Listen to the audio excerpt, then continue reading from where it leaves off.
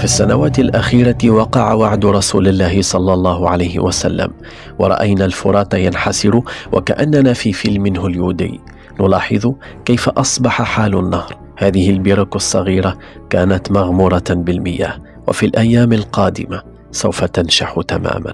نقص المياه في النهر لم يقف عند هذا الحد، بل ظهرت أسرار أخرى، وذلك بتجلي مدينة أثرية عمرها 3400 سنة حسب العلماء المختصين، حيث كشف علماء آثار بمحافظة دهوك بإقليم كردستان العراق عن المدينة العظيمة التي تعود لإمبراطورية ميتاني.